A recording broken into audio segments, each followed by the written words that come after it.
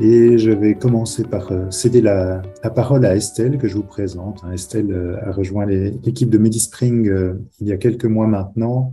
Elle nous aide énormément, en particulier dans ce qui concerne la communication et l'organisation de tout ce qui concerne les fonctions administratives. C'est un précieux soutien pour notre CIO David en particulier. Voilà, Estelle, je te laisse te présenter en 2 mots et représenter un petit peu pour les nouveaux ce qu'est la coopérative. Parfait, merci Pierre-Michel. Eh bien, je vous souhaite bienvenue à tous, maîtres de stage et assistants à ce webinaire aujourd'hui. Webinaire qui est organisé conjointement par e-Santé Wallonie et MediSpring. Donc, j'en profite pour remercier chaleureusement e-Santé Wallonie de la mise à disposition de leur plateforme et de l'organisation de cette formation aujourd'hui. Et comme vous le savez, ce webinaire vous permet d'obtenir une accréditation. Donc, Isabelle Ossems d'e-Santé Wallonie se chargera de vous l'accorder. Donc, merci beaucoup pour ça. Alors, pour ceux qui ne connaissent pas MediSpring, je vais vous partager un petit peu, et il faut que je trouve, voilà. Je vais vous partager un peu l'histoire de MediSpring en quelques mots. Alors, voilà.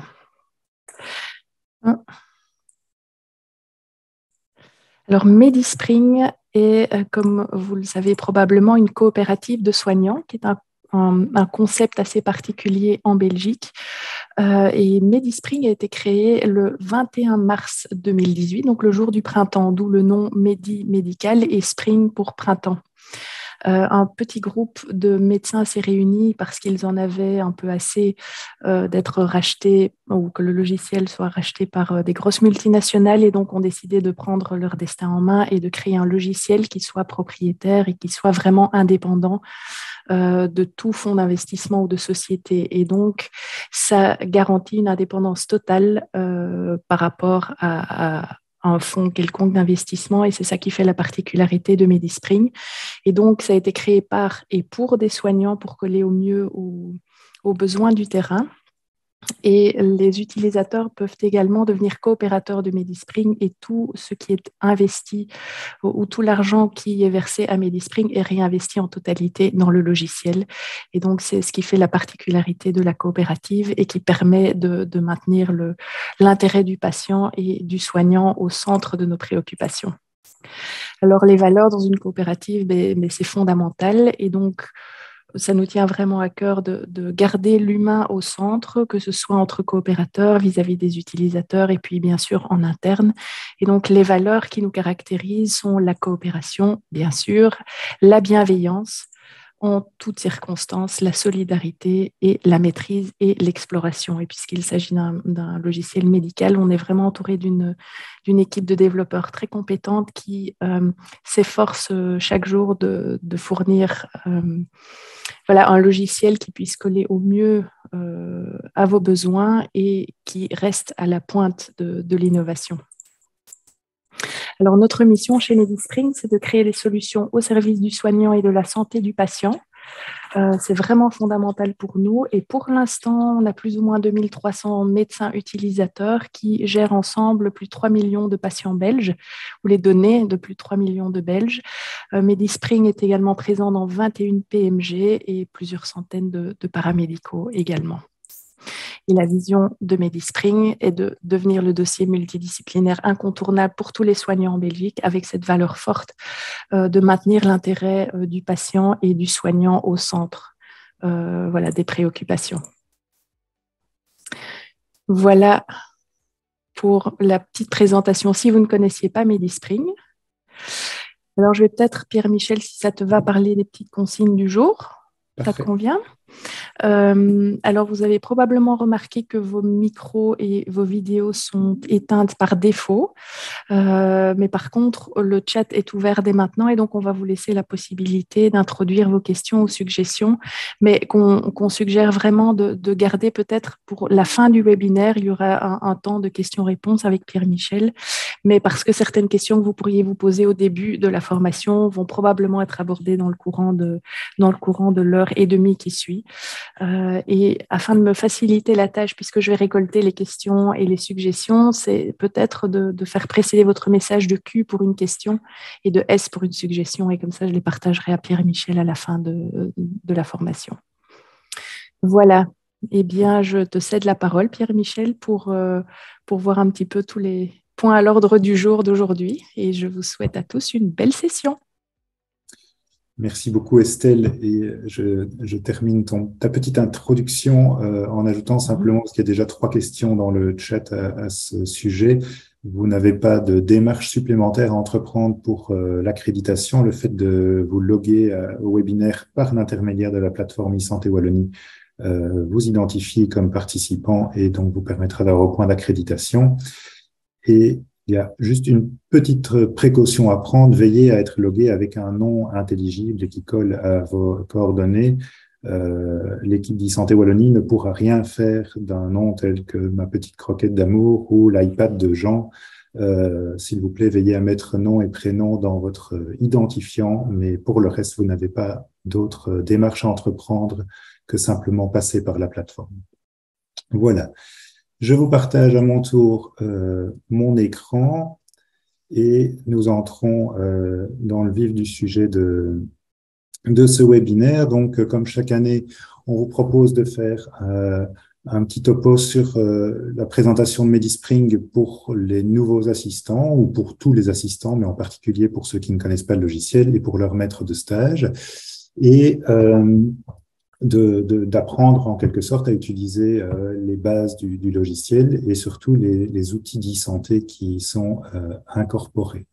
Alors, le menu d'aujourd'hui est assez chargé et j'ai un peu peur de vous frustrer sur certains aspects en devant aller trop vite, mais malheureusement, on ne peut pas non plus passer 3 heures à tout présenter. Alors, voilà ce dont on va parler, hein. Un petit mot sur les prérequis à l'utilisation des services e-santé. On va voir ensemble comment on crée un nouvel utilisateur pour l'assistant et comment on gère les utilisateurs, comment on établit un lien entre assistant et maître de stage. On va parler du premier login dans le logiciel, des clés de cryptage. On verra comment on peut partager l'agenda. Je vous montrerai ensuite en vitesse l'intégralité des fenêtres.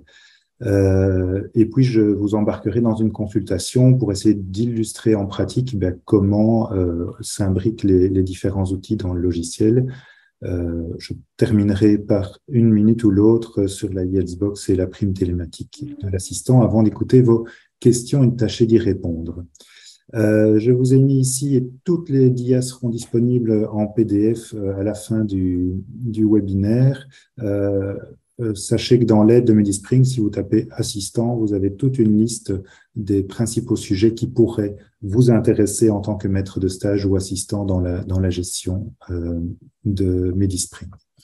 Alors, avant de me lancer plus loin, Estelle a déjà remercié e-santé Wallonie, je réitère les remerciements et je vous demande à vous, s'il vous plaît, quand le webinaire sera terminé, de bien vouloir laisser une évaluation.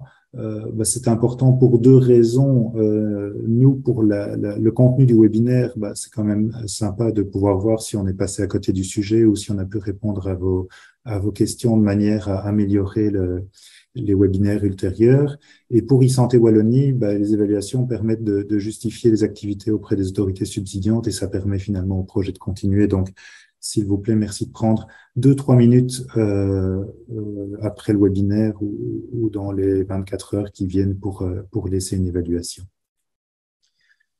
On commence par les prérequis à l'utilisation des services de l'e-santé. Et donc, l'e-santé, Hub, MetaHub, finalement, c'est quoi tout ça? Ce n'est jamais qu'un réseau de serveurs connectés. Hub, c'est réseau en anglais, pour ceux qui l'ignoreraient. Et les réseaux en Belgique, il y en a principalement 3. Il y en a un wallon, le RSW, il y en a un bruxellois et il y en a un flamand qu'on appelle Vitalink. Ça, ce sont les principaux réseaux. Ils sont interconnectés entre eux grâce à la plateforme e-health qui permet de faire un réseau de réseaux et donc finalement d'échanger des données médicales entre tous les intervenants, tous les soignants du pays. Les hôpitaux, ils ont une force qu'on n'a pas, c'est qu'ils ont une infrastructure, une équipe informatique et des budgets qui leur permettent d'avoir leurs propres serveurs pour héberger leurs documents. Vous, en tant que généraliste, on ne peut pas avoir tous un serveur et donc on a installé des coffres-forts qui sont des serveurs sécurisés sur chacun des réseaux. Le coffre-fort du RSW s'appelle Internet, Vitalink en Flandre. Et donc, ça permet aux généralistes qui ne sont pas équipés de stocker de manière sécurisée des documents tels que des SIMEUR dans un coffre-fort pour que les autres soignants puissent y accéder. Pour le moment, nous stockons principalement des SIMEUR, des schémas de médication. Des développements sont en cours dans les programmes e-santé pour stocker en plus des données. Les prochains sujets qui sont en cours de développement, ce sont les données vaccinales et les données d'allergie. Alors, l'e-santé, ce sont aussi des applications tout à fait spécifiques, donc des outils que vous pouvez utiliser en consultation, et ces outils, ils vous permettent de prescrire de manière électronique, de demander des remboursements, de facturer. Ils vous permettent d'échanger des courriers, d'aller vérifier avec l'Evidence Linker des données EBM ou d'envoyer des données vers le SPF pour des handicaps ou avec d'autres formulaires. J'y reviendrai tout à l'heure. Pour les médecins agréés, l'utilisation de ces différentes applications vous permettent de remplir des critères qui vous permettent d'augmenter le montant de votre prime télématique annuelle. Alors concrètement, un réseau, ce sont tous des serveurs interconnectés. Je vous ai illustré sur cette dia récupéré du SPF les 3 réseaux belges, les 3 coffres-forts qui sont tout ça est interconnecté de manière un peu plus imagée. On peut avoir des réseaux représentés comme ceci, connectés en un très grand réseau méta. Voilà. Alors, pour pouvoir utiliser ces services, il faut qu'ils existent, mais il faut aussi que vous puissiez, vous remplissiez des prérequis. Et les prérequis, c'est d'abord de pouvoir s'identifier comme médecin. Donc, vous avez besoin en quelque sorte d'une carte d'identité qui vous permet de dire sur les réseaux informatiques, moi, je suis médecin et j'ai une compétence de médecin. Et cette carte d'identité, c'est votre certificat e-health. Je vous mets le lien de l'outil qui permet d'en faire la demande si ce n'est pas encore fait. Ce certificat, il est très personnel et il est à ne pas partager parce qu'en fait, quiconque est en possession de votre certificat et qui accède à une application d'e-santé peut se faire passer pour vous et donc générer des ordonnances prochainement, des incapacités de travail avec le projet multimédia qui va survenir fin de l'année. Alors, pour pouvoir prouver votre identité, c'est le certificat. Il faut aussi être inscrit sur les réseaux. Alors, ce n'est pas une obligation. Si vous n'êtes pas inscrit sur les réseaux, vous pourrez prescrire, vous pourrez faire du chapitre 4. Par contre, vous ne pourrez pas échanger de documents avec les autres soignants. Et donc, ce n'est pas obligatoire, mais à mon sens, il est indispensable en tant que médecin en 2022 d'être inscrit sur le réseau santé wallon ou bruxellois ou Vitaling en fonction de votre lieu de travail. Je vous ai aussi remis le lien sur la procédure pour le réseau santé wallon en tout cas.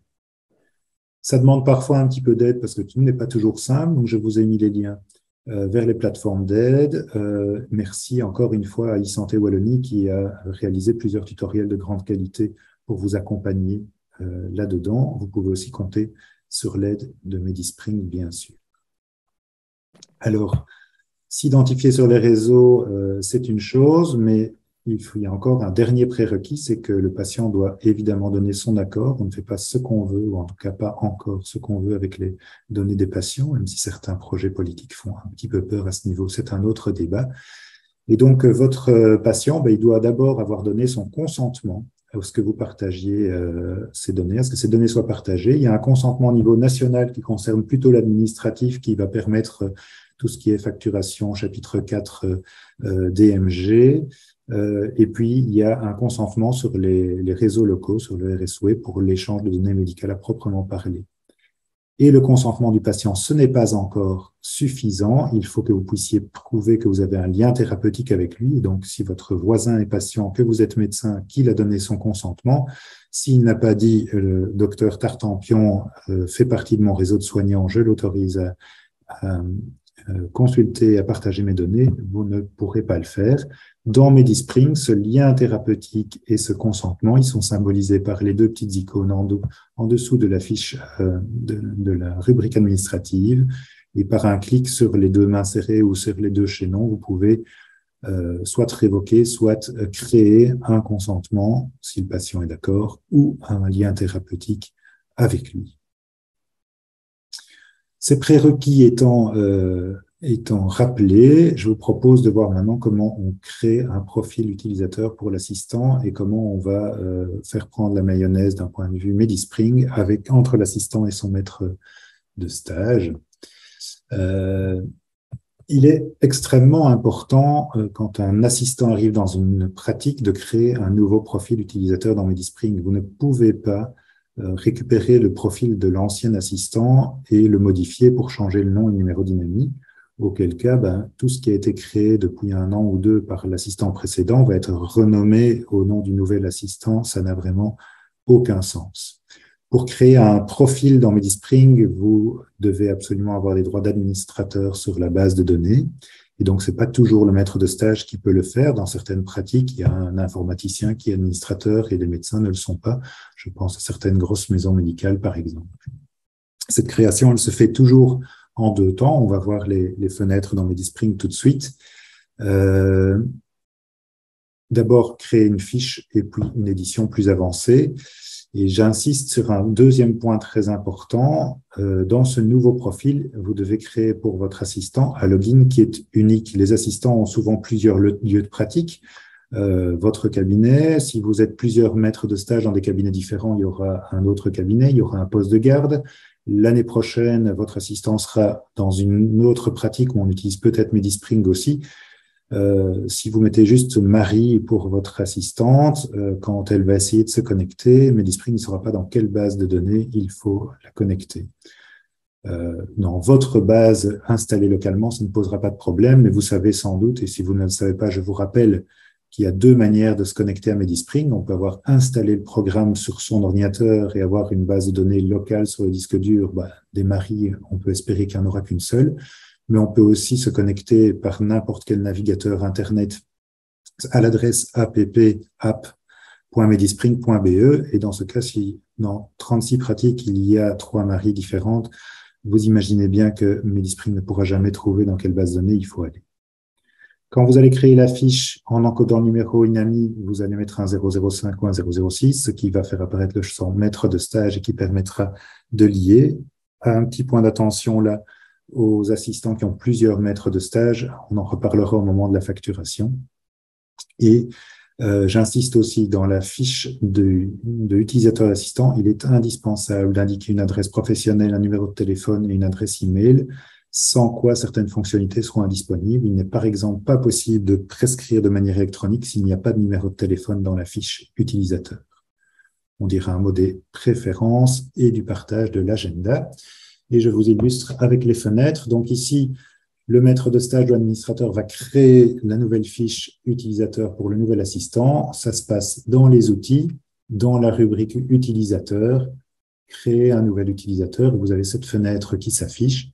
Vous allez indiquer le nom, le prénom de votre assistant, choisir un login, je ne le dirai jamais assez, qui est assez unique. Moi, je propose par exemple de faire prénom.nom le nom de la pratique, donc ça pourrait être le nom de la maison médicale, le nom du poste de garde ou le nom du cabinet dans lequel on travaille. Ça permet d'avoir normalement suffisamment de spécificité.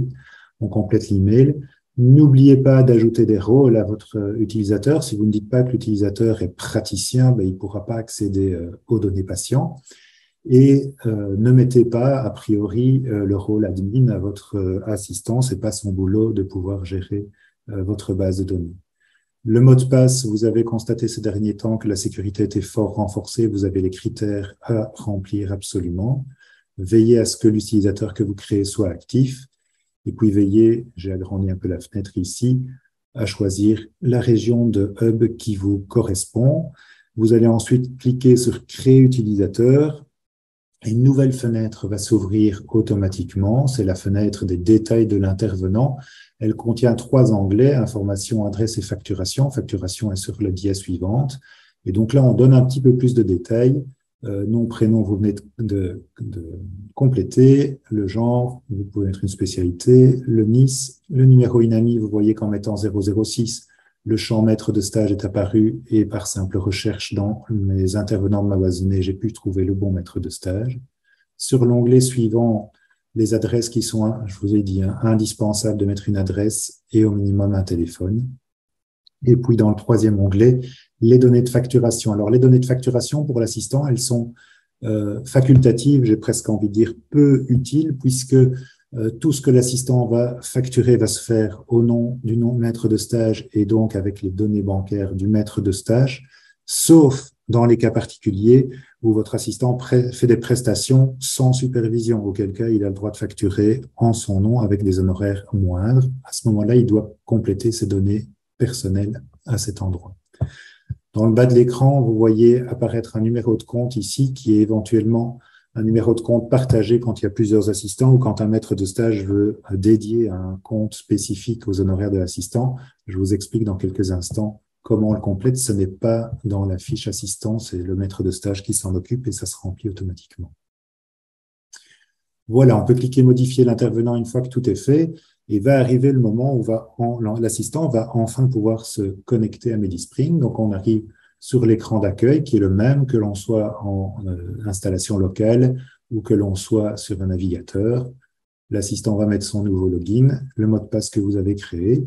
Il n'est pas utile à la première connexion de mettre le mot de passe IELTS puisqu'on n'a pas encore importé le certificat dans la base de données. Et la première fois qu'on va cliquer sur se connecter, Medispring va vous demander de générer la paire de clés. Les clés, c'est ce qui sert à crypter les données de manière à ce qu'elles soient sécurisées et inexploitables pour quelqu'un qui tomberait sur une base de données. En cliquant sur « Générer ma paire de clés », on crée un fichier, en fait, un algorithme de cryptage. Et ce fichier, cette clé, il faut absolument le sauvegarder. Vous allez en avoir besoin chaque fois que vous allez vous loguer dans une nouvelle instance de Medispring. Donc, s'il y a plusieurs PC dans la même pratique, vous allez devoir remettre vos clés dans chaque PC que vous utiliserez. Si vous décidez d'utiliser Medispring sur un navigateur à Outsyploo, vous devrez aussi remettre vos clés, donc sauvez-les, s'il vous plaît, sur un support USB ou autre, mais c'est d'autant plus important que Medispring ne garde pas de copie de vos clés. Vos clés sont les éléments qui vous permettent de décrypter vos données. Medispring n'a pas le droit de lire vos données médicales et donc nous ne sauvegardons pas automatiquement les clés des utilisateurs. Si vous avez des questions, n'hésitez pas à aller consulter la fac ou les rubriques d'aide dédiées. Les liens sont actifs dans le PDF que vous pouvez télécharger après la présentation. Alors, c'est une petite parenthèse ici pour vous montrer de manière très schématisée l'architecture de Medispring. Pour vous expliquer ça, en fait, Medispring, c'est une base de données, ce qu'on appelle le back-end. C'est vraiment un logiciel qui stocke des données dans des tables. Et puis vous, dans un front-end, donc un outil d'affichage, vous allez pouvoir visualiser ces données et l'échange des données entre les deux est déjà sécurisé. C'est dans le front-end que se fait tout ce qui est cryptographie. Et donc, la donnée échangée est déjà lisible au cas où elle est interceptée. Le front-end, c'est vraiment la partie visible que vous avez sous les yeux. C'est toujours local. Ça se passe toujours sur le device que vous avez en main, c'est-à-dire soit de votre PC, mais aussi votre tablette, votre smartphone, n'importe quel navigateur. Le back-end, il n'est pas toujours local. Si vous avez installé Medispring sur votre PC, vous avez la base de données en local sur le disque dur, mais vous pourriez avoir la base de données sur un serveur dans la cave de votre association et que votre PC se connecte au serveur pour aller à la base de données, ou vous pourriez simplement être en vacances à l'autre bout du monde et avoir envie de vérifier une donnée et utiliser un ordinateur à votre disposition ou une tablette et vous connecter dans la base de données qui est dans le cloud. Je vous illustre aussi que pour les services e-santé, on a aussi un connecteur qui nécessite aussi soit une clé de cryptage, les messages de la IELTS Box, ils sont cryptés, et ça c'est votre certificat IELTS, soit simplement une signature pour vous authentifier qui est aussi votre certificat IELTS. Les développeurs bondiraient peut-être en voyant ce résumé de l'architecture de Medispring, mais je pense que ça illustre assez concrètement, même si c'est imprécis, la manière dont ça se passe. Alors, je reviens au login de Medispring. si vous changez d'ordinateur, si vous allez sur un navigateur ailleurs, voilà ce qui va se passer. Vous allez mettre votre login, votre mot de passe, et quand vous allez cliquer se connecter, MediSpring va vous demander d'importer vos clés. Et donc, voilà, vous choisissez un fichier sur le support USB sur lequel vous aviez sauvegardé vos clés pour pouvoir vous connecter. À la première connexion, vous risquez d'avoir ce message d'alerte. En effet, les nouveaux utilisateurs, quand ils sont créés, ils reçoivent une licence automatique de 45 jours. Et après 45 jours, si le maître de stage n'a pas payé la facture de licence, eh bien, vous n'avez plus accès qu'en écriture seule et plus en lecture seule et plus en écriture. Et donc, vous avez ce message. Une fois que vous avez générez vos clés, mis votre login et votre mot de passe, vous arrivez sur l'écran d'accueil de MediSpring. Il est vide la première fois. Et ce que je vais inviter les nouveaux assistants à faire, c'est, avant de commencer à travailler avec un patient, c'est de prendre quelques minutes pour aller éditer les détails utilisateurs et les préférences. On fait ça en cliquant sur la pastille avec les initiales en bas à gauche, ce qui permet d'ouvrir les détails de l'utilisateur. Alors, il y a des choses où vous n'aurez plus grand-chose à faire. Les informations générales, on les a complétées au préalable, vous les avez vues. Dans l'onglet adresse, pareil, c'est des choses qui ont été faites.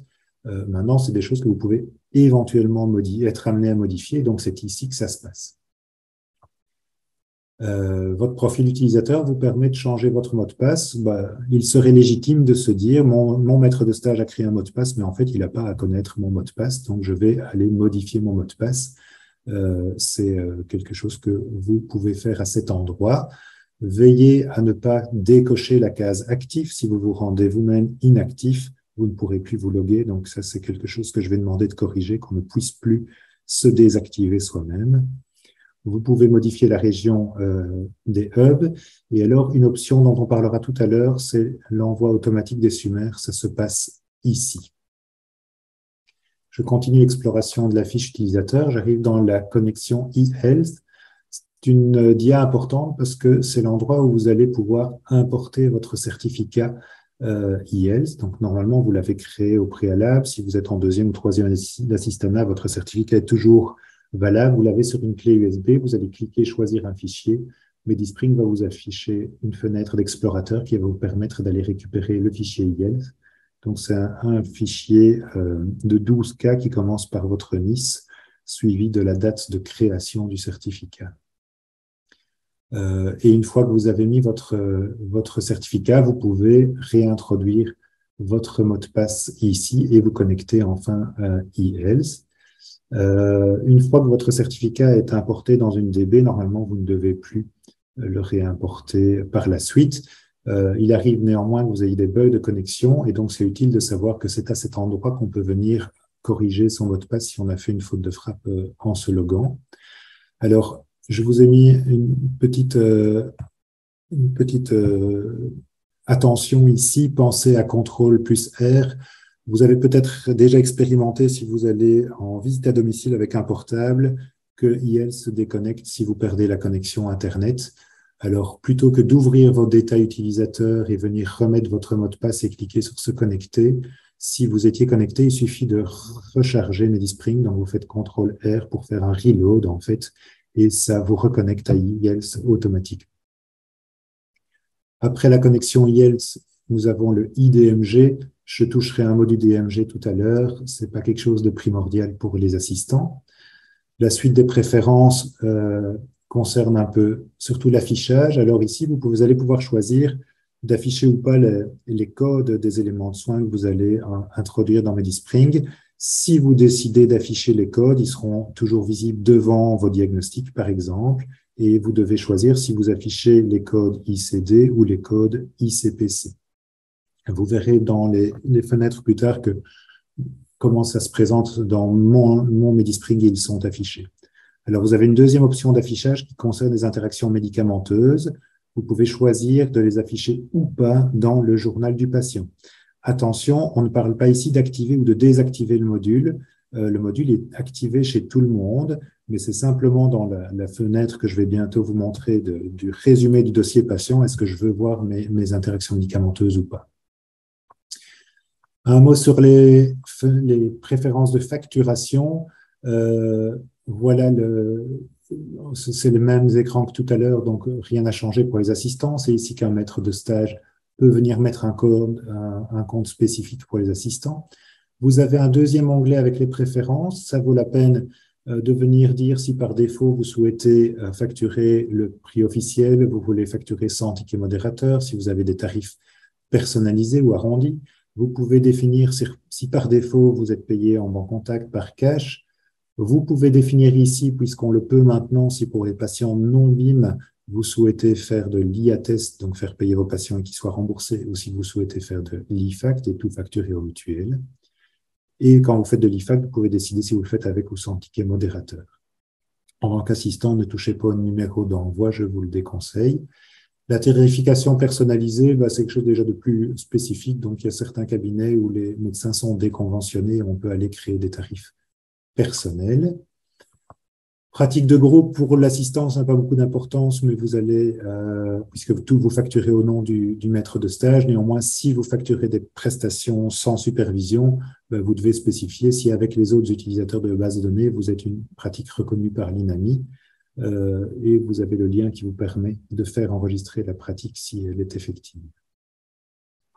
Je termine avec cette fenêtre sur les clés.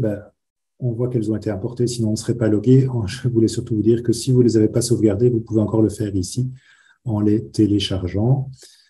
Et de nouveau, le lien pour aider à la sauvegarde.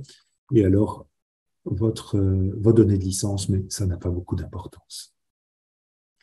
Alors, après avoir configuré vos préférences, il y a encore une chose importante à faire. Si vous voulez que votre maître de stage puisse visualiser votre agenda, vous devez lui donner l'autorisation de le faire. Vous devez aussi lui donner l'autorisation d'écrire. Et donc, ça se passe dans l'agenda. Donc, ici, dans la barre latérale des différents écrans, vous allez sélectionner l'agenda.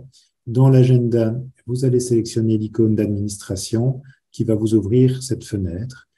Et vous allez avoir la liste de tous les utilisateurs actifs de la base de données. Pour chacun des utilisateurs, vous devez dire, par un simple clic, est-ce qu'il a le droit de voir mon agenda? Est-ce qu'il a le droit ou pas d'y écrire?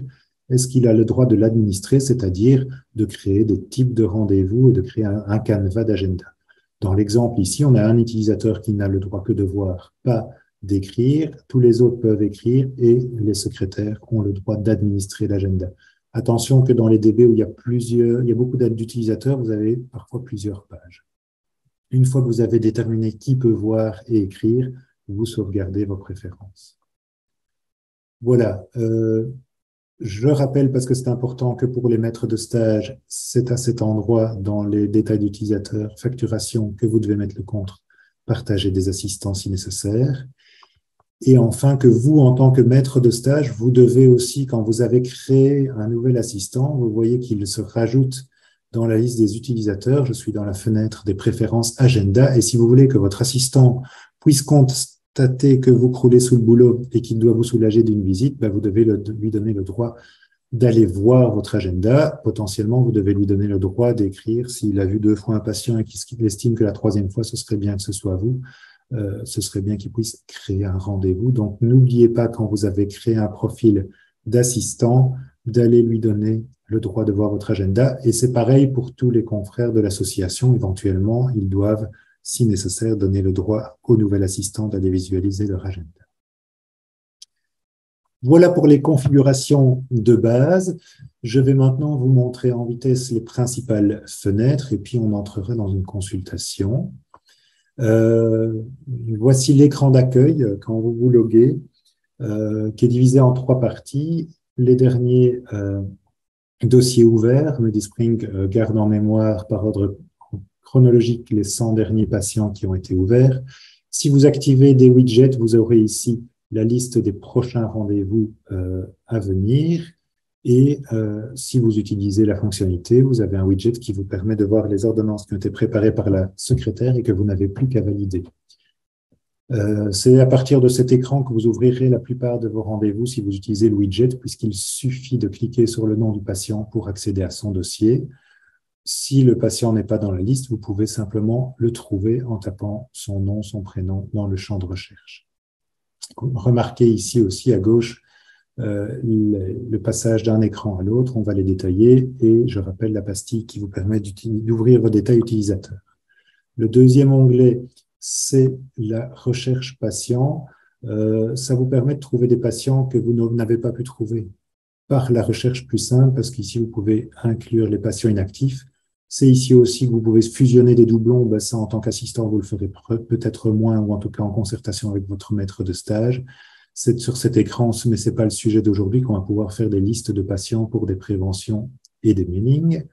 Nous avons ensuite l'onglet de la e-Healthbox, dans laquelle vous allez pouvoir lire et modifier éventuellement le courrier que vous recevez des hôpitaux. C'est ici que vous allez pouvoir écrire des messages sécurisés. On y reviendra tout à l'heure. L'onglet agenda, on l'a vu pour l'administration. Voilà, dans une pratique avec quelques médecins, ce que ça peut donner. Vous avez les rendez-vous avec leurs différentes couleurs qui ont une signification. Un simple clic sur le rendez-vous permet d'ouvrir le dossier. Vous pouvez choisir les agendas que vous utilisez parmi la liste des utilisateurs, le type de rendez-vous que vous voulez visualiser.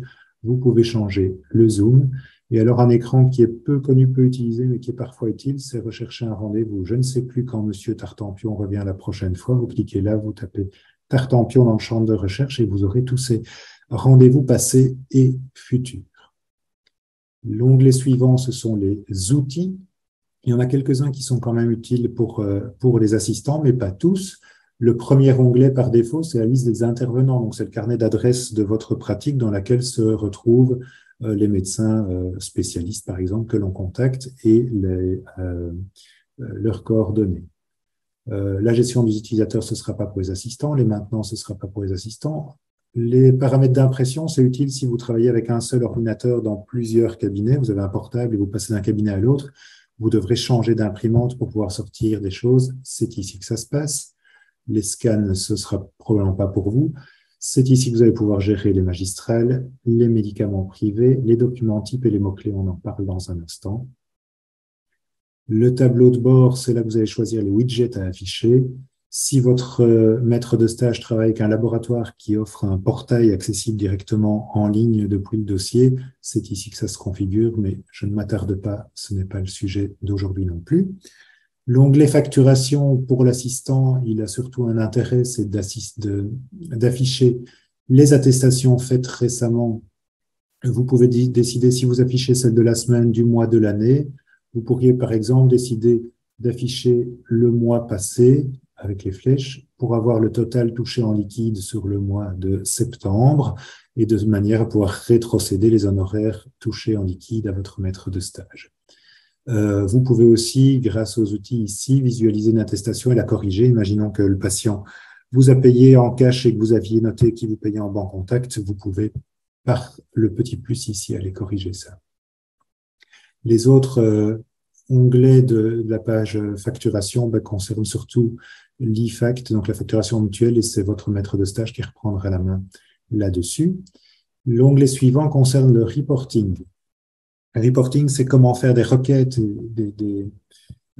comment faire des requêtes sur la base de données, obtenir des informations. C'est un module en pleine construction et cet écran-ci, personne d'entre vous, ni votre maître de stage qui utilise MediSpring depuis le début, ne le connaît encore, puisque c'est la prochaine version qui est en finition et je pense qu'il y a des gens qui seront très heureux de voir que on va enfin avoir la possibilité de faire des choses assez poussées. Vous pourrez choisir des critères d'âge sur les patients, des critères de date en disant je veux voir, par exemple, sur le mois de novembre 2022, les gens qui ont eu une consultation ou une visite à domicile concernant tel ou tel élément de soin, on pourra choisir des codes.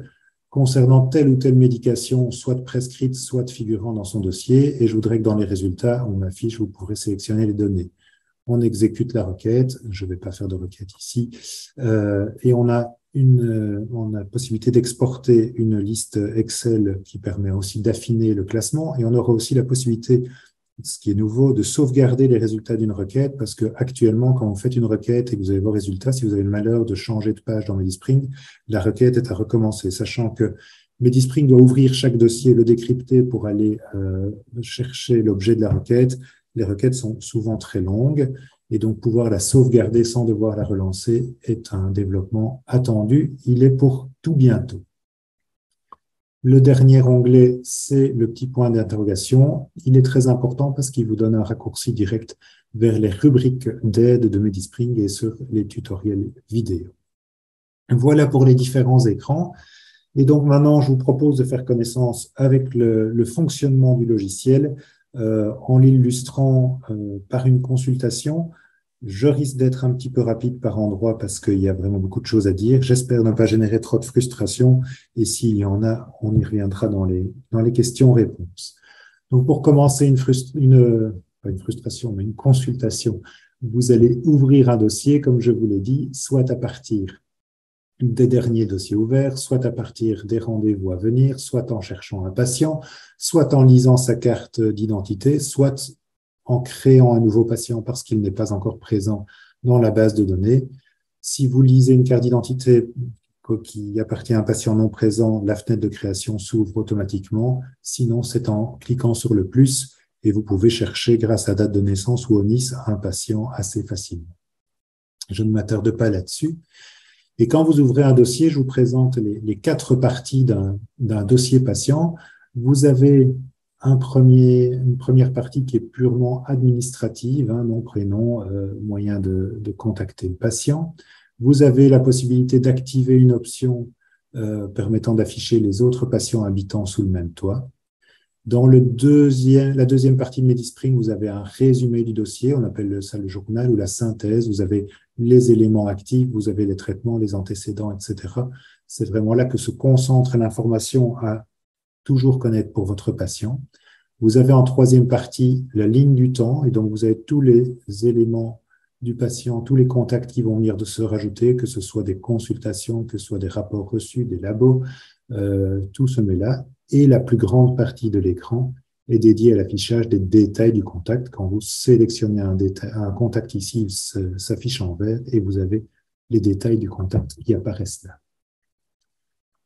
Alors, je reviens sur, pour moi, la partie la plus importante qui est cette synthèse, ce journal. Et donc, vous voyez que ça peut vite contenir beaucoup d'informations, raison pour laquelle on peut enrouler, dérouler. Je vous disais dans les préférences tout à l'heure que vous pouviez choisir d'afficher ou pas les interactions médicamenteuses dans le journal. Ça concerne ces symboles-ci. Si vous choisissez de ne pas les afficher, il n'y aura rien. Ici, on voit qu'il y a beaucoup d'interactions chez ce patient. Avoir un dossier bien construit avec des éléments de soins actifs, des antécédents, etc., ça va vous être d'une aide précieuse dans votre boulot de tous les jours et aussi pour un outil essentiel de la médecine générale qui est le SUMER dont on parlera un petit peu tout à l'heure. Qui va vous permettre de communiquer avec les autres soignants les informations essentielles de votre dossier. Dans cette liste, il y a une chose qui n'est pas reprise, c'est les volontés du patient, parce qu'elle figure ailleurs dans Medispring. Vous devez cliquer sur la petite note médicale, ici la 5e icône de l'onglet administratif, pour afficher, je vous l'ai mis en petit, cette fenêtre-ci qui vous permet de déterminer réanimation, j'accepte ou j'accepte pas, transfusion, intubation, euthanasie, etc. Vous pouvez indiquer là les différentes volontés du patient. Alors, votre patient, il vient pour un contact, pour une problématique spécifique, et donc vous allez créer un nouveau contact. Comment est-ce qu'on fait ça? En haut de la ligne du temps, vous avez le bouton plus consultation, parce que c'est la plupart du temps une consulte, mais ça pourrait être aussi, et vous cliquez sur le menu déroulant pour encoder plutôt une visite à domicile, une téléconsultation, un rapport de spécialiste que vous auriez scanné parce qu'il n'est pas arrivé par Healthbox, etc. Voilà les différentes options. Si vous cliquez un nouveau contact, vous pouvez encore modifier son type ici. J'ai cliqué consultation par habitude, mais en fait, c'est une visite. Si vous cliquez là, vous allez pouvoir changer en visite. Et voici comment ça se présente. C'est le modèle MSOAP, donc on vous propose d'encoder un motif, d'interroger le patient et d'écrire ce qu'il vous amène, les éléments objectifs, votre appréciation, un plan d'action, éventuellement des notes. Le motif et le diagnostic, vous avez la possibilité, et il est même conseillé de les codifier, c'est-à-dire de les choisir à partir d'une liste d'éléments de soins qui est validée au niveau international. Mais vous n'êtes pas obligé, et ça s'affichera en caractère standard si c'est codifié, et si vous choisissez du texte libre, ça s'affichera en italique, je vous l'illustre tout de suite. Dans le champ objectif, vous avez un bouton actif avec le haut qui vous permet d'encoder directement les biométries, où vous avez un petit bouton plus à droite qui vous permet d'encoder soit une biométrie, mais différentes échelles, pour le moment, CATS, Touler, Bellerail, ou des conseils sur les procédures Sciensano pour le Covid. Le champ diagnostic fonctionne comme le champ motif, on y encode des diagnostics codifiés ou pas. Le plan d'action, c'est celui où vous allez mettre tout ce que vous mettez en œuvre suite à votre appréciation de la situation d'aujourd'hui du patient. Le plus fréquent, c'est de lui prescrire un médicament. Il suffit de cliquer sur le P pour ouvrir le modèle de prescription. Mais vous avez beaucoup d'autres outils et dans une consultation, on peut fréquemment non seulement faire une prescription, mais une ITT, une demande de kiné, d'un FI, de radio. On peut encoder un vaccin, une procédure. C'est ici qu'on retrouve un outil e-santé qu'on utilise beaucoup depuis 2 ans. Ce sont les e-forms. Les e-forms, c'est des formulaires qui permettent d'envoyer des données et, par exemple, de demander un code CTPC pour une PCR COVID ou d'envoyer le résultat d'un test rapide que vous avez fait au cabinet. Un autre outil qu'on utilise régulièrement en médecine générale, c'est le formulaire Handicare qui permet aux patients d'obtenir une rente d'invalidité éventuellement auprès du SPF. Alors, dans le champ plan d'action, vous pouvez aussi ajouter éventuellement une photo ou un PDF. Vous avez une lésion dermato, vous avez photographié pour pouvoir la suivre. Soit vous cliquez pièce jointe et vous ouvrez une fenêtre du navigateur, d'explorateur, soit vous avez le contenu de votre smartphone qui est affiché dans une autre fenêtre et par drag and drop, vous cliquez sur le fichier et vous l'emmenez directement dans le champ plan d'action. Alors, j'ai encore 2 petits cadres rouges que je ne vous ai pas montrés ici. Le petit plus qui vous permet de créer un deuxième sous-contact SOAP quand le patient vient pour plusieurs choses, ce qui est malheureusement assez fréquent. Et vous avez un petit drapeau qui permet de relier un contact à un élément de soin et je vous illustre ça très rapide. Alors, mon patient d'aujourd'hui, le voici. Il vient tout d'abord parce que il a fait de la fièvre. J'ai tapé fièvre et j'ai trouvé un élément de soin codifié à 0,3 qui est de la fièvre. Il avait des courbatures, j'ai tapé courbature, j'ai pas trouvé d'élément de soin, j'ai cliqué courbature et j'ai sauvé du texte libre. Et il vient parce qu'il a une douleur périnéale et en tapant doule périne, j'ai un menu déroulant qui s'affiche et qui me permet de choisir soit mon texte non codifié en italique, en texte libre, soit un des diagnostics codifiés disponibles dans la liste. J'encode ensuite son anamnèse, son examen clinique, et je vous illustre ici avec le PRO l'utilisation d'un mot-clé. Moi, dans ma base de données, quand je tape PRO, j'ai une petite fenêtre qui s'affiche qui me propose d'encoder un toucher rectal. Soit ce n'est pas ça, je voulais écrire programme et je continue à taper programme, soit c'est bien un toucher rectal que je voulais encoder. Je clique sur ma petite fenêtre et il va m'afficher un texte prédéfini que je peux évidemment modifier. Dans mon texte prédéfini, le TR est non douloureux. Ici, je l'ai corrigé en très douloureux. Ça permet de gagner du temps. En fait, tout l'examen abdominal aussi, c'était aussi un mot-clé. En 3 lettres, j'ai cette ligne qui s'affiche et que je n'ai qu'à éditer. Je vais encoder sa biométrie en appuyant sur le haut. Je vous montre tout de suite la fenêtre de biométrie. Et puis, je vais faire une appréciation de la même manière qu'un motif. Je vais pouvoir choisir un diagnostic codifié ou pas. La fenêtre de biométrie, la voici. Quand vous cliquez sur le haut, vous allez pouvoir encoder la tension. Et si vous appuyez sur la touche tabulation, vous allez automatiquement passer dans le champ pouls, dans le champ saturation, dans le champ poids, dans le champ taille, etc. Quand vous êtes dans un des champs, vous avez l'historique qui s'affiche et un graphique.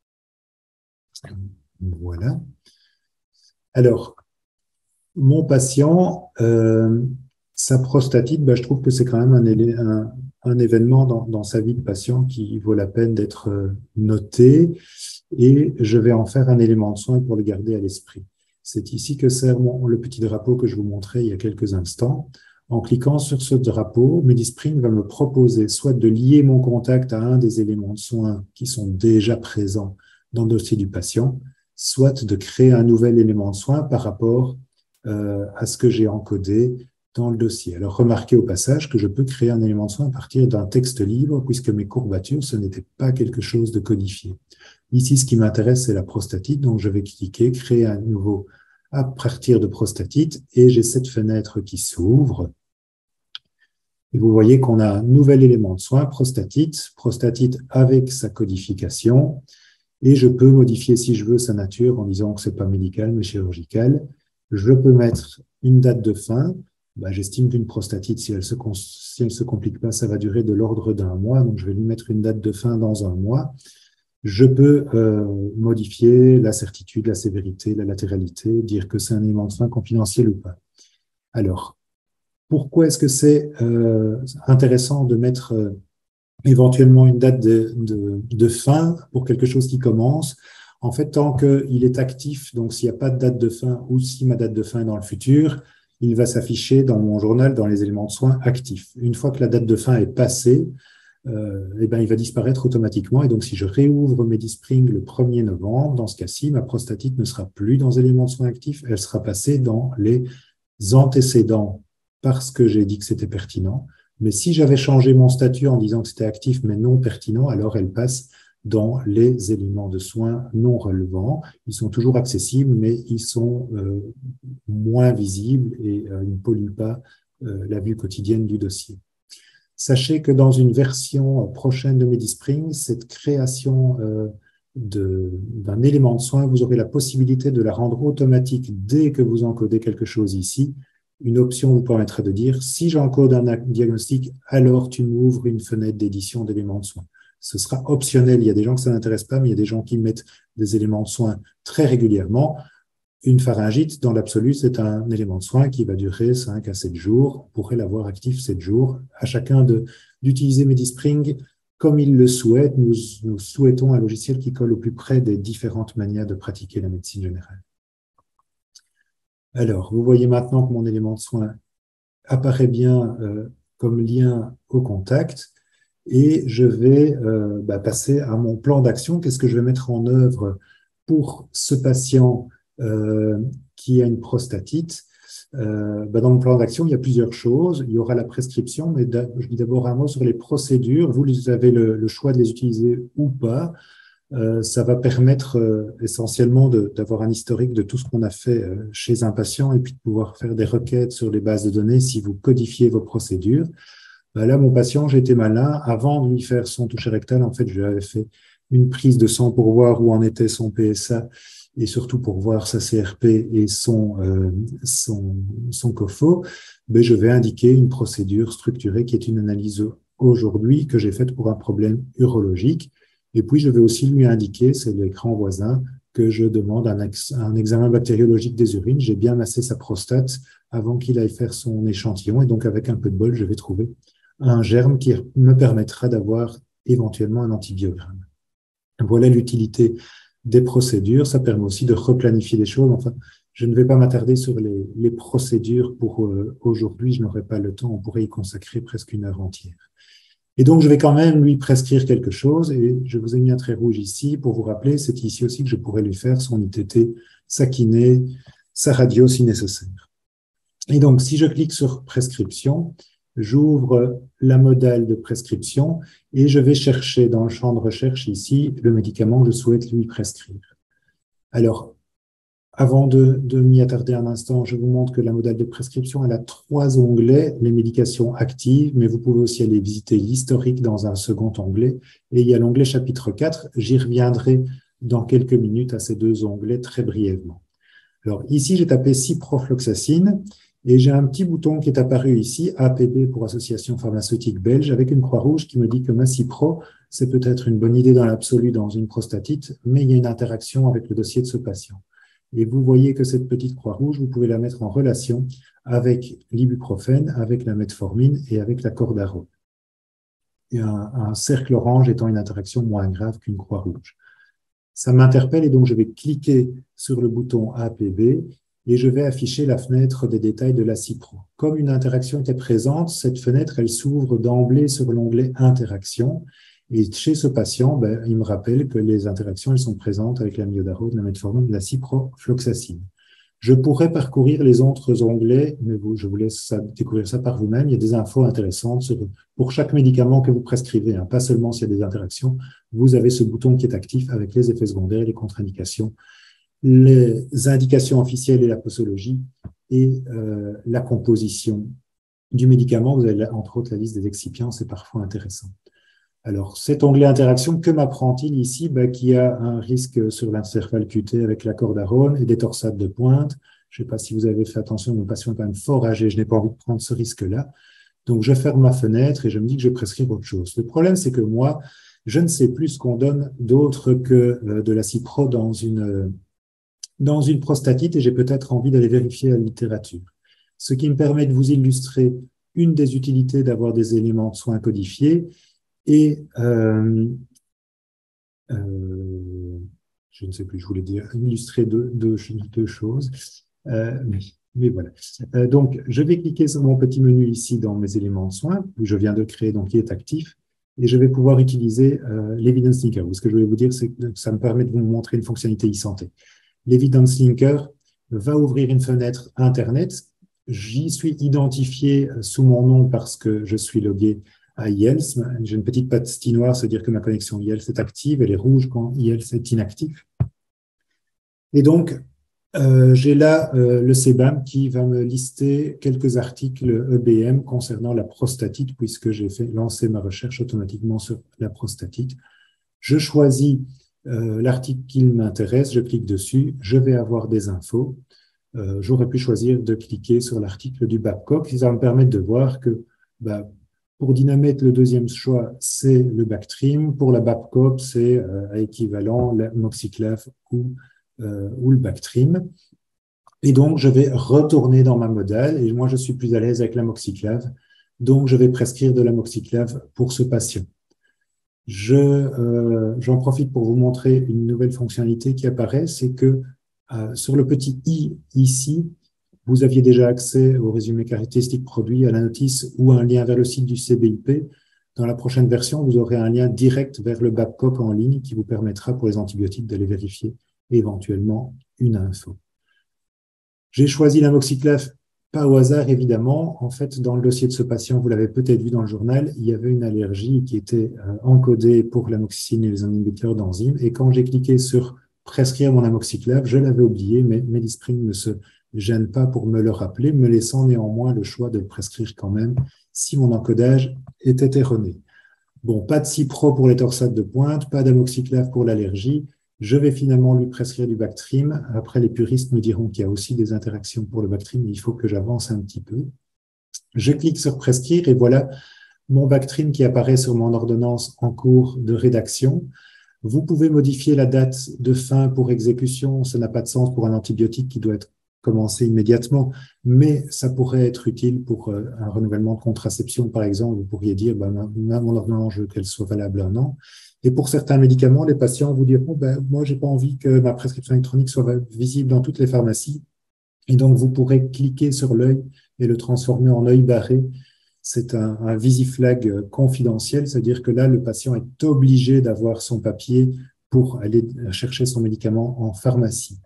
Parce que pour le reste, vous savez que depuis 1 an, la prescription est dématérialisée. Donc, si vous cliquez sur « Prescrire », vous envoyez une prescription électronique sur un serveur sécurisé avec une confirmation de récipient que l'envoi a été fait. Et le patient se présente dans n'importe quelle pharmacie belge avec sa carte d'identité pour retirer sa prescription. Il vous reste néanmoins la prescription d'envoyer la prescription électronique plus l'imprimer pour la remettre au patient. D'ailleurs, si vous avez mis un VisiFlag confidentiel, l'impression, elle se fait automatiquement, même si vous ne prescrivez, vous n'appuyez que là. Et vous avez l'option d'envoyer par email. Alors, sachez qu'elle va prochainement changer. Pour le moment, on met en pièce jointe à l'email la prescription telle qu'elle. Nous allons changer ce comportement parce que ce n'est pas compatible avec RGPD, même s'il y avait une dérogation pendant la pandémie. Et dans quelques semaines je pense, un email partira disant au patient que la prescription a bien été générée et qu'il peut se rendre dans la pharmacie et vérifier ce qui a été généré via les différentes applications du RSE, via le RSE ou via mesmedicaments.be ou dans quelques mois l'application MediSpring pour aller voir quelles sont les ordonnances disponibles. Voilà pour la prescription. Je vous ai dit que je vous disais un mot sur l'historique. Si vous cliquez sur historique, la page se charge un peu et elle affiche les dernières prescriptions du patient. Vous pouvez faire défiler la liste jusqu'à bien loin dans le passé. Vous pouvez filtrer par une molécule en introduisant un nom de recherche. Vous pouvez filtrer sur des dates. Vous pouvez demander si des ordonnances d'un prescripteur spécifique si dans vos bases de données, il y a plusieurs utilisateurs prescripteurs. Et alors, vous avez le statut récipé. Ben là, on voit que le patient est allé consciencieusement chercher tous ses médicaments, sauf le dernier. Et comme le dernier n'a pas été délivré, vous avez la possibilité de l'annuler. Il suffit de cliquer dans la case annulée et puis de cliquer sur le bouton. Alors, si plusieurs ordonnances ne sont pas délivrées, vous pouvez en sélectionner plusieurs et n'annuler qu'une seule fois. Vous pouvez aussi sélectionner plusieurs molécules à represcrire depuis l'historique. Oui, pardon, j'oublie de vous montrer que là, c'est l'historique des ordonnances. On peut aussi avoir l'historique des médications, même si pour le moment, dans MediSpring, il n'est pas très utilisable. Il permet de revoir parfois plus facilement que dans ce listing 6 les médications qui ont déjà été prescrites.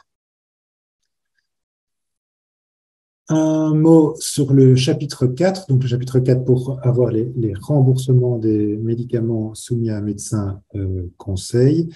Le plus simple pour une nouvelle demande, c'est dans le premier onglet médication active de chercher un médicament, le symbole B4 comme quoi il faut une autorisation s'affiche, vous cliquez dessus et vous allez être emmené directement dans le troisième onglet.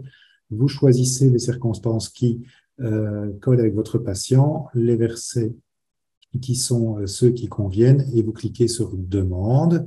Quand il s'agit d'un renouvellement, en fait, dans le traitement chronique du patient, vous avez un symbole qui est vert si l'autorisation est en ordre, qui devient orange quand elle est bientôt périmée, qui est rouge quand elle est périmée. Si vous cliquez sur un symbole orange, vous allez être emmené sur le troisième onglet.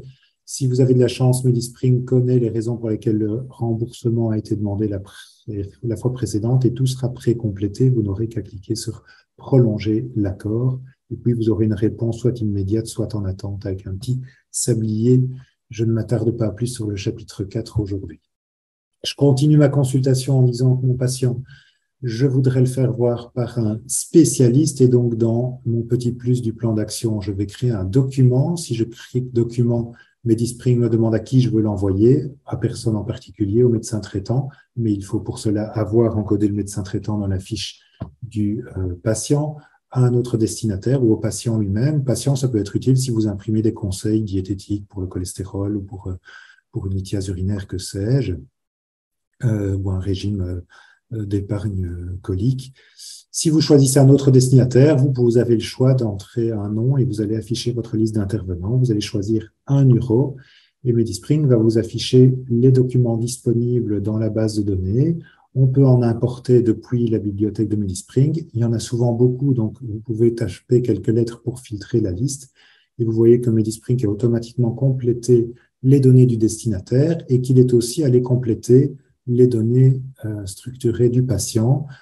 C'est un peu petit, mais vous voyez ici que spontanément, MediSpring m'a remis le contenu de mon anamnèse et de mon examen clinique, les antécédents, les éléments de soins actifs, etc. Vous avez évidemment la possibilité d'éditer tout ça. Vous pouvez soit l'imprimer, soit l'envoyer par email. C'est pas permis pour ce type de document qui contient plein de données médicales, mais finalement, un régime, on pourrait l'envoyer par email directement au patient, on pourrait l'envisager, ou d'autres documents. Ce qui est intéressant et qui colle plus avec la formation e-santé, c'est que vous pouvez l'envoyer par eHealthBox et je vous dirai tout à l'heure ce qui se passe quand vous appuyez là. Ça va recouper un autre écran de fin d'exposé et vous pouvez aussi le poster directement sur le réseau santé wallon. Vous pourriez faire, à la place d'un avis confrère, vous pourriez très bien faire un compte-rendu de consultation que vous envoyez sur le hub pour le spécialiste suivant ou pour le médecin généraliste si vous avez vu le patient en dépannage ou si vous êtes médecin de garde. On arrive au bout de cette consulte, on a les motifs, le subjectif, l'objectif, on a les champs de biométrie qui ont été complétés, vous voyez que tout ça apparaît dans des petites cases de service, un diagnostic, on a pu mettre un plan d'action en texte libre et on a complété avec une prescription, des procédures, un document. Et puis, votre patient qui n'en a pas encore pour son argent, il vous dit « mais docteur aussi ». Alors, rien ne vous empêche de faire une deuxième prescription en réappuyant sur P ou une prescription de kiné. Moi, ce que je vous conseille néanmoins, c'est de cliquer sur « plus » pour faire un deuxième sous-contact. Et finalement, quand vous bouclerez votre consultation, vous allez avoir un contact à la date, par exemple, du 11 octobre, avec un premier sous-contact qui concerne la prostatite et qui est lié à la prostatite, Un deuxième sous-contact, j'ai découpé au mauvais endroit, on ne le voit pas, qui ne concerne finalement que les renouvellements de prescriptions chroniques, mais aussi un troisième sous-contact, parce que quand même, docteur, mon lumbago va beaucoup mieux, mais le kiné a dit que quelques séances de plus ne me feraient pas de tort, et je pense qu'il a raison. Vous pouvez décider de prolonger sa kiné dans un troisième sous-contact que vous avez lié à un autre élément de soin. Ça augmente quand même très, très fort la lisibilité de vos dossiers quand vous procédez ainsi. Et si vous utilisez par la suite des filtres pour n'afficher que les éléments de soin, les contacts liés à un élément de soin particulier, vous allez pouvoir être plus efficace dans votre filtre. Alors, maintenant que vous avez bouclé votre consulte, on arrive au point peut-être cardinal des outils e-santé à disposition du généraliste, c'est que vous pourriez envoyer un summeur. Le summeur, c'est quoi? C'est un résumé électronique des éléments de soin d'un patient. Ça permet des échanges, vous le voyez, entre les prestataires, et c'est quand même principalement utile à la continuité des soins si votre patient doit être vu en garde par un spécialiste, par un confrère en dépannage, ou s'il est hospitalisé. Mais ça peut aussi être utile en cas de changement de médecin traitant. En attendant le transfert du dossier, le contenu du summeur est déjà d'une précieuse aide. Alors, il y a beaucoup de choses qu'on peut mettre dans un summeur. Je vous ai résumé ici ce qui, pour moi, devrait donner lieu à la création ou bien à la mise à jour d'un summeur. C'est toute modification qui concerne un élément de soin, qui soit actif ou passif, que ce soit une allergie ou un facteur de risque, hein, que vous ajoutiez, que vous supprimiez, que vous modifiez, ça vaut la peine de modifier. Si on modifie le traitement chronique, ça vaut la peine de modifier et de mettre à jour le summeur. Un traitement aigu, c'est plus discutable. Si c'est une pastille pour la gorge, ça vaut peut-être pas la peine de le poster, mais si vous mettez 1 mois d'antibiotiques, ça vaut la peine de mettre le traitement aigu dans le summeur. Si vous encodez un vaccin, si vous changez de volonté, ou si un nouveau soignant fait son apparition chez les patients, ça peut être intéressant de le signaler. Alors, rassurez-vous, créer un summeur, c'est pas beaucoup de travail parce que dans MediSpring, tout est automatique. À partir du moment où vous construisez bien votre dossier, toutes les informations vont être extraites à partir de vos encodages préalables.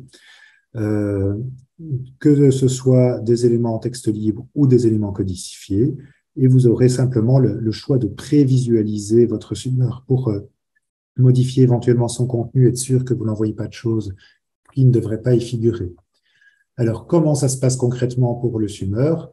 Si vous, spontanément, vous dites « j'envoie un summeur pour ce patient », vous allez cliquer sur le Hub pour ouvrir l'onglet Hub. Et dans cette page qui s'affiche, vous avez plusieurs sous-onglets, les summeurs, le schéma de médication, j'y viens dans un instant, et puis les documents disponibles sur les réseaux de santé. Pour envoyer un summeur, c'est très simple, on clique sur « Envoyer un summeur ». Et on a cette fenêtre, j'illustre 2 choses en une, donc ne tenez compte vraiment que du premier tiers à gauche. C'est la fenêtre de prévisualisation qui va vous lister tous les éléments de soins actifs et passifs présents dans le dossier, ainsi que les volontés. Elles sont plus bas, on ne les voit pas ici. Et comme vous voyez, vous avez la possibilité de décocher quelque chose que vous ne voudriez pas envoyer. Vous voyez ici qu'un élément non codifié, il y figure aussi. Et vous voyez que vous pouvez éditer un élément de soin depuis cette fenêtre de prévisualisation. En fait, l'abcès rétro-amygdalien, c'est quelque chose d'ancien que j'ai oublié de mettre en passif. Je vais cliquer sur éditer, je vais ouvrir ma fenêtre d'édition et je vais pouvoir, par exemple, mettre une date de fin et mettre en passif mon abcès rétro-amygdalien. Une fois que j'ai modifié mon élément de soin et que je suis satisfait de mes sélections, je clique sur envoyer le summeur. J'aurai une confirmation et ma liste de summeurs pour le patient va se rafraîchir en mettant la date à laquelle il a été envoyé. Vous voyez qu'il peut y avoir des summeurs de plusieurs médecins pour un seul patient. Alors, vous pouvez encore vous faciliter la vie en demandant que le summeur soit envoyé automatiquement dès que vous changez quelque chose de relevant dans le dossier. Je vous l'ai montré tout à l'heure dans les détails de l'utilisateur. Rappelez-vous, quand on clique sur la pastille accès initial, on ouvre cette fenêtre. Dans Connexion eHealth, il y a... non, pardon, pas dans Connexion eHealth, j'ai fait mon cadre rouge n'est pas au bon endroit. Dans Utilisateur, désolé pour cette erreur, vous pouvez activer l'option d'envoi des summeurs. Alors, soit ne jamais le faire automatiquement, soit oui, le faire automatiquement, mais en me demandant ou sans me demander une confirmation. Moi, personnellement, j'utilise l'option avec confirmation, ce qui veut dire que quand je boucle un dossier patient, j'ai cette petite fenêtre qui s'affiche. en me disant un nouveau sumeur est disponible, est-ce qu'on l'envoie ou pas? Non, je n'ai prescrit qu'une pastille médicale, je n'envoie pas aujourd'hui. Ou oui, l'envoyer, ou bien tiens, je ne sais pas si ça vaut la peine, je peux cliquer prévisualiser et ça réaffiche la fenêtre que je vous ai montrée avec la prévisualisation. Et je vous illustre aussi que dans la barre d'outils du dossier patient, vous voyez où se trouve le journal, le hub, les différentes icônes. Vous avez un indicatif si aucun sumeur n'a jamais été envoyé ou s'il date de plus de 6 mois, je pense, alors il apparaît en rouge, sinon il est en vert. Alors, le sumeur, ce qui est pratique, c'est de pouvoir le fournir à un autre médecin, mais c'est pour voir aussi de pouvoir récupérer un sumeur qui aurait été fait par un autre. Et là, dans le dossier du patient, si vous ouvrez l'onglet sumeur, vous pouvez voir des sumeurs qui ont été faits par d'autres médecins pour un patient qui arrive nouvellement chez vous, que vous voyez en garde. Et ce qui est intéressant potentiellement, c'est d'utiliser le sumeur comme base pour créer un nouveau dossier. Et vous pouvez cliquer « Importer un sumeur sélectionné dans le dossier ». MediSpring va vous afficher une fenêtre avec les éléments qui sont déjà dans le dossier de votre patient et puis ceux qui sont dans le sumeur. Et vous pouvez soit tout sélectionner, soit ne rien sélectionner ou sélectionner un à un les éléments de soins qui vous intéresseraient à ajouter dans le dossier. Et puis vous cliquez Import et vous enrichissez votre dossier grâce au bon travail qu'a fait votre prédécesseur. Alors, on partage des sumeurs, mais on peut aussi partager, on devrait aussi partager, d'ailleurs, il faut en partager 5 par an pour un critère de prime, des schémas de médication. L'idée, c'est que chaque soignant qui intervient sur le dossier d'un patient sache ce que le patient est censé prendre, et donc c'est censé contenir les médicaments actifs, du moins ceux qui ont été prescrits ou ceux qui ont été délivrés sans prescription. Et donc, ce schéma de médication, il peut être alimenté par le prescripteur, par le pharmacien ou par le patient lui-même, le prescripteur pouvant être aussi un spécialiste, un dentiste ou une sage-femme. Il y a eu tout un webinaire sur le schéma de médication et des vidéos sont encore à vous fournir, donc je ne vais pas m'attarder des masses, mais sachez que dans MediSpring, à côté de l'onglet Sumeur, vous avez l'onglet schéma de médication. Si vous l'ouvrez, il va vous afficher le traitement en cours. Attention que pour afficher ceci, vous devez avoir clôturé votre contact. Vous ne pouvez pas afficher ça avec un contact en cours d'édition, synchroniser un schéma et puis aller prescrire un nouveau médicament. Ça n'aurait aucun sens. Donc, on vous oblige à fermer le contact.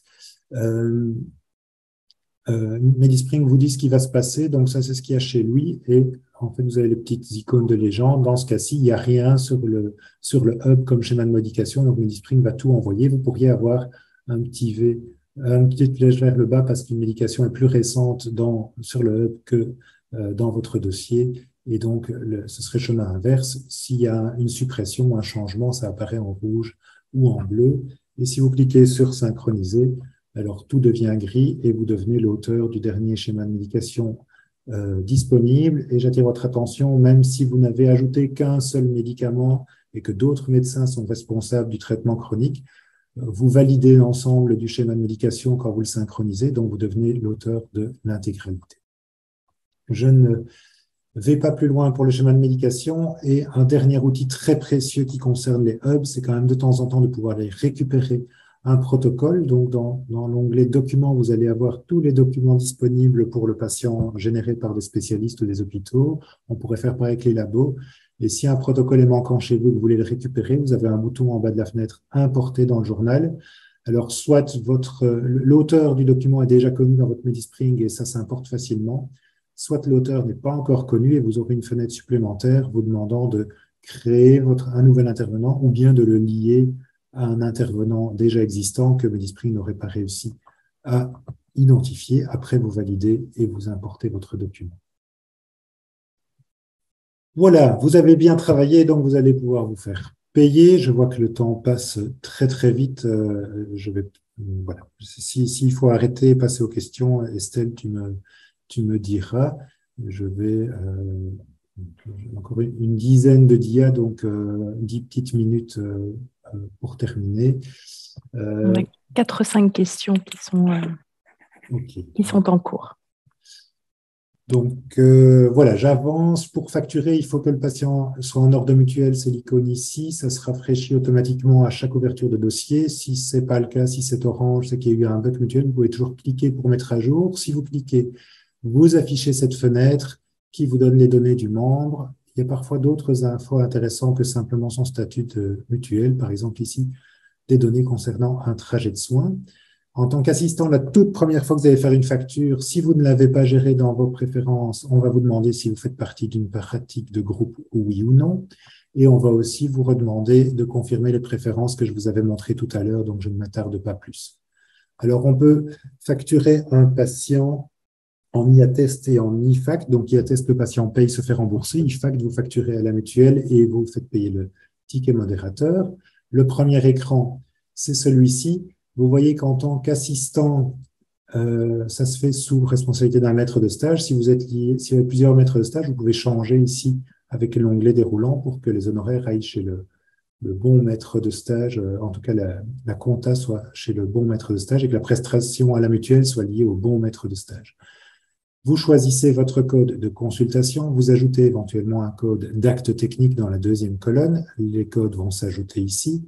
Vous pouvez utiliser éventuellement des codes hors INAMI si disponibles dans votre pratique. Et vous pouvez spécifier, le cas échéant, que la prestation elle a été faite en garde, la nuit, le week-end ou en soirée. Une fois que vous avez fait vos choix, vous cliquez sur « Suivant ». J'illustre d'abord le IATEST. Vous voyez que par défaut, chez moi, un patient non BIM va se faire facturer en IATEST. L'honoraire pour une consultation, c'est arrondi à 28 €. Ça fait un ticket modérateur de 4,20 €. J'avais demandé Bancontact par défaut. Et donc, en fait, je n'ai plus qu'à valider pour envoyer la souche à la mutuelle et obtenir le remboursement. Ici, je vous illustre un autre cas de figure où j'ai fait une consultation le week-end et en plus, j'ai fait un électrocardiogramme parce qu'il y a deux petites subtilités. Medispring a détecté, vous avez dit week-end, il a ajouté automatiquement le code de supplément de consul du week-end et vous avez dit que l'électro c'était le week-end, donc il a ajouté le code de supplément pour l'électro. Par contre, vous devez manuellement aller compléter le numéro de nomenclature auquel se rapporte le supplément. Dans ce cas-ci, c'est le CG, sinon ce sera rejeté par la mutuelle.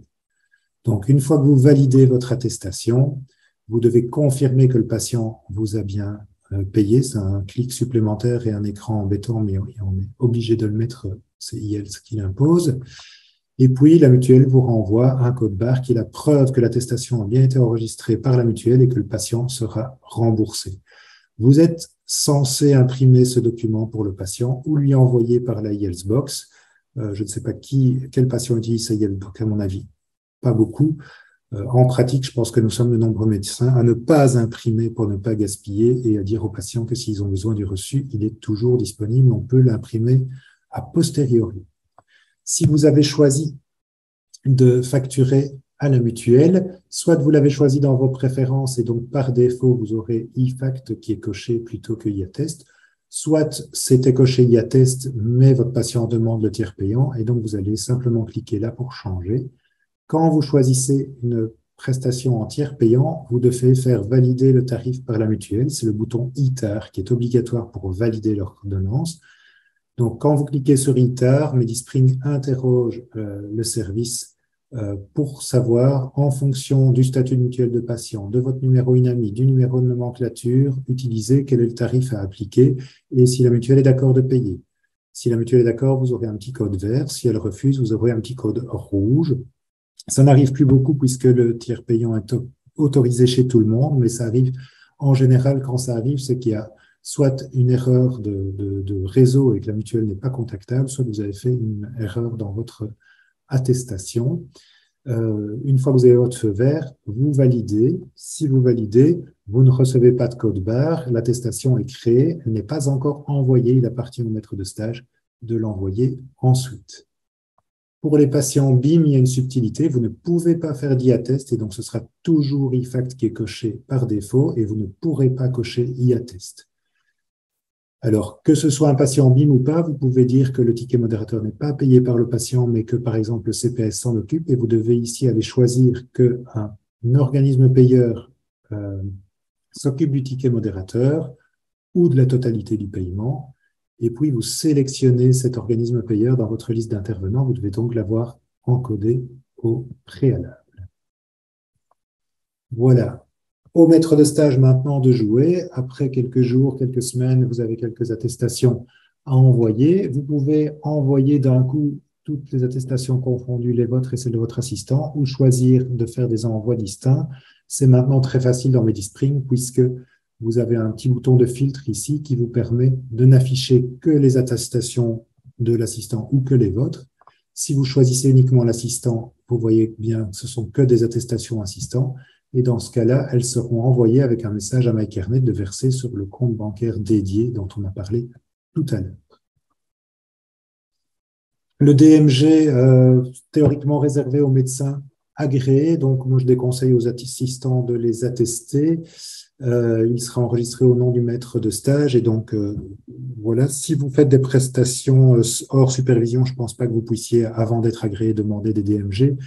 Et si vous enregistrez en tant qu'assistant numéro de compte auprès des mutuelles et qu'il change par après, vous allez galérer pour le modifier. Enfin, je déconseille l'utilisation. Sachez cependant que si un patient ne vient qu'une fois chez l'assistant, le maître de stage peut, en déant la semaine, grâce à la fenêtre DMG, dire qu'il demande le DMG sur base de la prestation de l'assistant, puisque la prestation est en fait facturée avec la supervision du maître de stage. Je ne m'attarde pas plus sur le DMG aujourd'hui. Voilà. Je termine très brièvement avec l'IELTS-Box. Voilà, vous savez, hein, destiné à recevoir le courrier.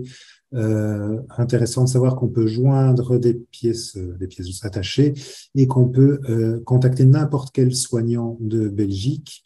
L'e-Box, je repose la question de son utilisation pas encore très répandue. Donc, par défaut, l'affichage de l'IELTS-Box, c'est le courrier reçu. Vous pourriez avoir une croix rouge si c'est un courrier qui ne concerne pas un patient, ou bien si le MediSpring n'a pas pu identifier. Le V vert signifie que MediSpring a identifié le patient auquel se rapporte le courrier et l'a attaché au dossier. Si vous avez une croix rouge, dans les détails, vous pouvez cliquer sur « Attribuer manuellement » et vous chercherez le patient, je ne m'attarde pas. Si vous cliquez sur « Nouveau message », alors vous ouvrez la messagerie qui permet d'envoyer des messages par l'IELTS-Box. Vous avez un champ de recherche qui vous permet de chercher soit depuis votre liste d'intervenants, mais aussi à partir de la liste Cobra. La liste Cobra, c'est la liste de l'INAMI qui reprend tous les soignants. Par défaut, on cherche dans les médecins, mais vous pourriez choisir un autre intervenant paramédical. Vous cherchez un nom, vous choisissez, et comme ça, vous pouvez envoyer à n'importe qui sans avoir ses coordonnées au préalable. Vous êtes obligé de taper un objet et un contenu, et vous pouvez choisir un fichier ou un dossier que vous envoyez à un autre intervenant. Voilà, je vous remets l'envoi par la IELTS-Box, on en a parlé, par la e-box directement au patient.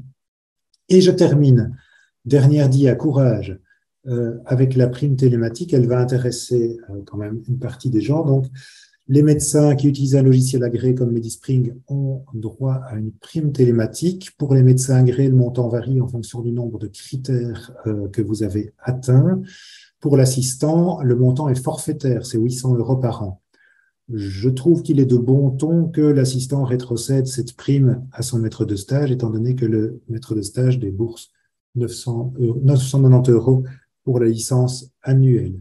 Alors, on peut se poser la question d'un assistant de troisième année qui, lui, pourrait en fait, sur les 3 derniers mois où il est agréé, atteindre une prime avec un montant beaucoup plus élevé, vous voyez, jusqu'à 6 000 €. En particulier s'il bénéficie de certains critères e-santé atteints par une éventuelle pratique de groupe. Certains assistants, enfin la nôtre par exemple, l'an passé, a obtenu 4 000 et quelques € de prime sur sa 3e année d'assistanat. Nous avons estimé qu'elle pouvait rétrocéder les 800 € forfaitaires et puis qu'elle pouvait garder le reste pour elle, mais ça, je pense que c'est de la popote interne. Sachez que la prime se demande au mois de juillet pour l'année précédente. Donc, les assistants de première année maintenant ne pourront demander leur prime qu'en juillet 2023. Mais comme ils auront déjà utilisé MediSpring 3 mois en 2022, il y a une prime pour eux. Voilà, j'ai été un peu rapide et peut-être un peu frustrant par moment. Je vous rappelle que ce serait sympa de procéder à la petite évaluation du webinaire et je suis à votre disposition pour essayer de répondre aux quelques questions que Estelle a collectées. Voilà, alors il y en a plusieurs concernant différents dossiers. L'une d'entre elles est comment obtenir le consentement, le lien thérapeutique d'un patient sans mutualité ou pour accéder à son hub. Alors, le patient n'a pas besoin d'être affilié à une mutuelle pour que vous puissiez créer un lien thérapeutique. Ce qui est nécessaire, c'est d'avoir son numéro de carte d'identité et son NIS pour identifier et son numéro de carte d'identité pour prouver que vous êtes vraiment en contact avec lui. Mais son statut de mutuelle n'intervient pas dans la création du lien thérapeutique ou du consentement. Ça n'a rien à voir avec la mutuelle et l'assurabilité. Vous pouvez très bien avoir des liens thérapeutiques et des consentements de gens qui sont dont la mutuelle n'est plus en ordre, ou de gens à la communauté européenne, par exemple. Merci Pierre-Michel. Amélie nous pose la question, comment se fait-il que l'option patient habitant sous le même toit n'est pas présente sur mon logiciel? Elle est présente, mais elle a été désactivée par défaut.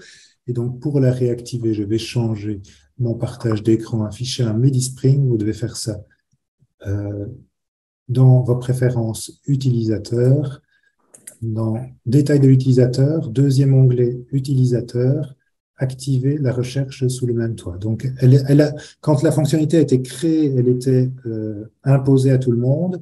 Sur certaines bases de données, elle était responsable d'une lenteur d'ouverture des dossiers et donc nous l'avons rendue facultative et elle a été désactivée par défaut. Donc, ceux qui souhaitent l'utiliser doivent la réactiver à cet endroit. Michel nous demande également comment effacer l'assistant précédent, effacer le dossier assistant si on l'a créé par erreur ou encore quoi faire si l'assistant n'a pas encore de numéro de dynamique. Alors, effacer le profil utilisateur, il ne faut pas l'effacer de l'assistant précédent puisqu'il reste définitivement un utilisateur de votre base de données, même s'il devient passif. Et donc, en tant que maître de stage, vous allez ouvrir, je peux vous le montrer, je ne sais pas si j'ai ici dans cette base de démo, dans les outils, vous allez afficher la liste des utilisateurs, vous allez afficher le profil de l'assistant précédent et vous allez simplement le rendre inactif et donc il n'apparaîtra plus ni dans l'agenda ni ailleurs. Par contre, ce qu'il a créé dans votre DB restera attribué à son nom, évidemment. Donc, c'est comme ça qu'il faut procéder. Maintenant, moi, personnellement, l'assistant de l'an passé, je lui laisse son accès pendant 1 mois pour qu'il puisse continuer à faire rentrer son courrier Yeltsbox et puis je le désactive. Et si vous trouvez que en faisant ça, l'agenda est pollué par sa présence, vous pouvez lui demander dans son profil d'aller désactiver la vue de son agenda par les intervenants. Alors, il y avait désactiver, donc supprimer un utilisateur. Supprimer un profil créé par erreur, ce n'est pas possible pour vous, vous devez demander au support de le faire directement sur la base de données. Et la dernière question, si la personne n'avait pas encore de numéro dynamique. Eh bien, vous ne pouvez pas créer de profil dans MediSpring pour quelqu'un qui n'a pas de numéro dynamique. Je pense que ce n'est pas possible. En tout cas, pas un profil d'assistant, puisque pour créer un profil d'assistant, il faut absolument un 005 ou un 006 pour pouvoir lier un maître de stage. Vous pouvez déjà créer un utilisateur en lui mettant, par exemple, un rôle de secrétaire, de manière à ce qu'il puisse commencer à consulter certaines choses, mais il n'ira pas beaucoup plus loin tant qu'il n'aura pas son numéro dynamique. Parfait. Alors, une autre question. Lors de l'édition d'un document avis, tous les éléments de soins ne s'importent pas automatiquement dans le document et parfois des ES importants. Pourquoi ?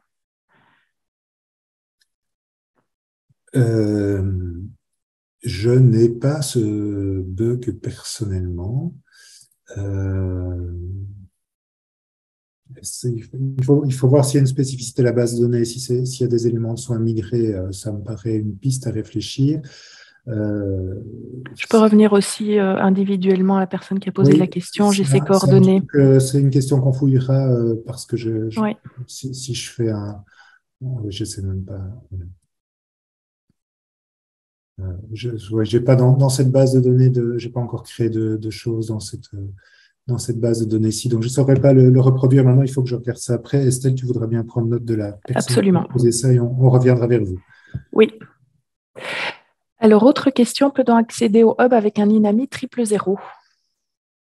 Plusieurs personnes ont posé cette question-là, en attendant le 005 ou le 006. Pour moi, la condition pour accéder au hub, enfin, il y a 2 conditions, c'est d'avoir un certificat IELTS et d'être enregistré sur le réseau Santé Wallon. Donc voilà, je ne sais pas si IELTS donne un certificat au 000, je ne vois pas pourquoi il ne le ferait pas. Et je ne vois pas pourquoi le réseau santé. Je ne sais pas si le réseau santé wallon, je ne sais pas si Philippe Yangen est dans l'assistance et peut-être qu'il peut répondre si c'est le cas, est-ce qu'un 000 peut s'identifier comme professionnel sur le réseau santé wallon? J'ignore. Je peux aller voir aussi dans leur fac, mais je ne sais pas répondre. Merci. Est-il possible de garder l'onglet Agenda lorsqu'on ouvre un patient simultanément? Non, pas pour le moment, mais c'est quelque chose qui est demandé très régulièrement et que personnellement je trouverais utile aussi et que nous allons tenter de développer, mais qui n'est pas si simple à mettre en œuvre, en fait, d'un point de vue architecture du logiciel, mais c'est une demande récurrente et que nous avons entendue. Il y a une réflexion pour pouvoir le faire. Alors, pour les templates sur les avis aux confrères, le traitement n'apparaît pas. Est-ce que c'est quelque chose que Donc, de nouveau, tu as déjà observé? Chez moi, il apparaît correctement.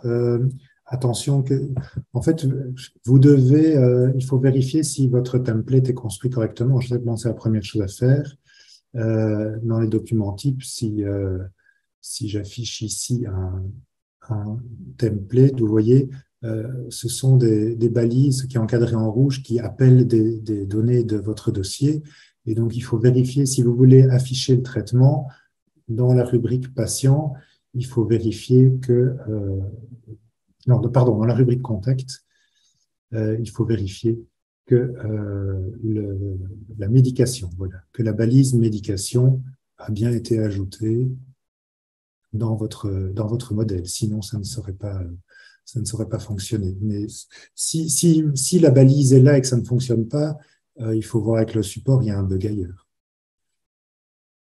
D'accord. Alors, je sais pour compléter, il y a un temps où les médicaments personnels, par exemple, n'apparaissaient pas. Il n'y avait que la médication structurée, mais je pense que ça a été corrigé. Et je sais qu'il y avait un débat sur la médication chronique et aiguë. Je pense que la chronique apparaît et peut-être pas l'aiguë. Donc, ça, c'est peut-être ça qui se passe aussi. Et c'est un développement qui est programmé aussi, de pouvoir mettre les deux médications, l'une ou l'autre ou les deux. Et peut-être une dernière question. Et puis, j'invite tous les autres qui en ont encore par la suite peut-être à nous envoyer un mail à contact@medispring.be pour qu'on puisse répondre à vos questions ou m'envoyer ici dans le chat votre adresse email en message privé. Alors, comment télécharger le courrier d'un assistant lorsqu'il est absent sans ouvrir sa session personnelle? C'est pas possible. Non, la seule possibilité est qu'il vous donne son mot de passe IELTS. Ce n'est pas possible pour une accueillante de le faire la seule manière de télécharger du courrier est de se connecter avec le mot de passe IELTS. C'est une volonté d'IELTS que ce soit comme ça. Je sais que les anciens utilisateurs d'Épicure sont fort attristés parce que dans Épicure, ils avaient développé un petit programme qui permettait de contourner ça et de relever le courrier de tous les membres, de tous les utilisateurs d'une DB. C'est pas légal. On négocie. Et nous ne sommes pas le seul logiciel à négocier pour ça avec IELTS. Donc peut-être qu'un jour on obtiendra quelque chose, mais pour le moment, un médecin absent, si son courrier doit rentrer, soit il donne son mot de passe, soit il se connecte lui-même de temps en temps pour faire rentrer son courrier. Et ça ne me satisfait pas personnellement non plus comme réponse, mais je suis obligé de vous la donner. Pierre-Michel, étant donné qu'on a dépassé un petit peu l'heure, est-ce que tu veux encore prendre des questions ou est-ce qu'on les rassemble plus tard? Moi, j'ai encore un peu le temps, donc si certains souhaitent rester, mais que les gens se sentent libres de quitter le webinaire, évidemment, et d'envoyer un mail s'il y a une question particulière, je tâcherai d'y répondre. Parfait. Alors, je t'en pose une par rapport aux licences. Une question de Shaima qui demande que faut-il faire lorsqu'il y a un délai d'expiration de la licence? 2 mails ont été envoyés à 2 différentes adresses chez Medispring. Alors, la consigne est de contacter le support en disant que la licence n'est plus en ordre. C'est un peu surprenant que vous n'ayez pas eu de réaction. Et donc, de nouveau, je propose que vous me laissiez, par l'intermédiaire d'Estelle, par exemple, les coordonnées, que je tire ça au clair. Parfait. Alors, je regarde s'il en reste d'autres. Si on ne met pas dans la configuration de base le numéro de compte du maître de stage, est-ce qu'il s'inscrit d'office dans la fiche assistant ou est-ce qu'on doit à chaque fois le mettre? Donc, en fait, le champ compte spécifique des assistants n'est utile que si vous dédiez un compte aux honoraires assistants. Si vous ne complétez pas ce champ, quand vous ferez un envoi IFACT avec les IFAC de l'assistant, ce sera sur le même compte bancaire que celui qui est encodé dans votre fiche, donc la fiche maître de stage. Donc, compléter ce champ compte bancaire des assistants n'est utile que si vous avez un compte spécifique pour les honoraires des assistants. Compte spécifique, voilà, dans certaines pratiques de groupe, il y a un seul compte pour tous les assistants, ou bien pour plusieurs maîtres de stage, un seul compte. Bon, ça peut, il y a des raisons différentes d'avoir un compte spécifique pour les assistants, mais si vous travaillez en solo avec un assistant et que les honoraires d'assistant arrivent sur votre compte, vous n'êtes pas obligé de compléter ce champ-là. Alors, petite précision, parce que tout à l'heure, tu avais mentionné qu'un patient ne devait pas forcément être inscrit à la mutualité, mais qu'on avait besoin de sa carte d'identité. Quelqu'un demande si cette personne est un sans-papier.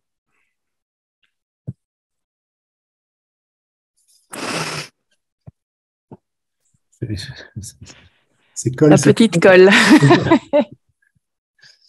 Je pense que ça ne fonctionnera pas pour un sans-papier. C'est vraiment le seul. Enfin, on a l'obligation, enfin, en tout cas pour les requêtes informatiques, on doit envoyer le consentement lié à un numéro de carte d'identité. Donc, je pense qu'on ne peut pas créer un lien thérapeutique avec une personne qui n'a pas de carte d'identité, mais je pense que ça fait hurler de nombreux médecins, en particulier des gens qui ont une activité avec beaucoup de patients avec des difficultés sociales importantes. Et je sais qu'il y a des débats à ce niveau-là, mais à ma connaissance, techniquement, c'est pas possible pour le moment. Merci. De nouveau, une réponse en demi-teinte. Alors, dernière question du jour. Quelle est la manipulation à faire concrètement pour avoir l'accès sur le hub? Pour avoir l'accès sur le hub, eh bien, donc vous voyez MediSpring ici. Je suppose pour afficher les documents du hub, si je comprends bien, on se rend sur le hub et on clique sur Documents. Bon, ici, c'est un patient qui n'est pas de... C'est une base de données de démo, évidemment. C'est une des raisons pour laquelle tout mon exposé est fait avec des captures d'écran, c'est que je fais beaucoup de captures dans ma base de données et je veille à masquer les noms des patients. Avoir des documents sur le hub pour les patients fictifs, c'est plus difficile. Mais donc, vous cliquez sur Hub, à condition évidemment d'avoir un lien thérapeutique et un consentement du patient. Vous cliquez sur l'onglet Documents et vous allez afficher les différents documents, ou sa vaccination, il n'y a que la vaccination Covid qui s'affiche, ou les labos s'il y a des labos. Le journal, c'est les notes que le patient aurait pu mettre lui-même. J'ai montré déjà le schéma de médication et les summaires. Je ne sais pas si je réponds bien à la question, je ne sais pas si je l'ai bien compris. Merci Pierre-Michel. Et alors, il y en a une toute dernière qui rentre, et puis je pense qu'on a fait le tour. Pour les templates sur les avis aux confrères, le traitement n'apparaît pas. Donc ça, on en a parlé il y a quelques minutes. Je ne sais pas si c'est quelqu'un qui surenchérit. Alors, soit c'est un nouveau bug que je n'ai pas encore détecté, soit de nouveau, je vous remontre ici, la porte modifiée. Il faut veiller à ce qu'il y ait la balise médication du SOAP. Je pense qu'actuellement, ça n'affiche que la médication chronique et pas la médication aiguë et que un développement est demandé pour avoir une seconde balise pour pouvoir mettre aussi le médicament, la médication aiguë. Mais enfin, moi, je fais des avis confrères à peu près tous les jours et ma médication chronique, en tout cas, s'affiche correctement. Parfait. Eh bien, je crois qu'on a fait le tour des questions pour aujourd'hui. Pour celles qui étaient encore en suspens et pour lesquelles Pierre-Michel allait demander vérification, je vous invite vraiment à nous envoyer un message. Quelle est l'adresse, Pierre-Michel, que tu suggères pour ce faire? Support? Oui, oui, enfin, support ou contact, Au plutôt contact. contact. Contact@medispring.be en précisant question suite dans l'objet, un webinaire 11/10, comme ça, c'est Voilà. trié directement. Parfait. Ça va. Eh bien, vous recevrez tout bientôt un lien vers l'enregistrement de ce webinaire. Comme ça, vous pourrez le reconsulter à souhait si vous avez encore ou si vous avez raté des petites informations. Et je pense que on va en rester là pour aujourd'hui. Il me reste à vous souhaiter une belle après-midi et à vous remercier de votre présence aujourd'hui. Et encore un grand merci à e-Santé Wallonie de nous avoir accueillis. Voilà, merci à tous pour votre participation. Merci Pierre-Michel.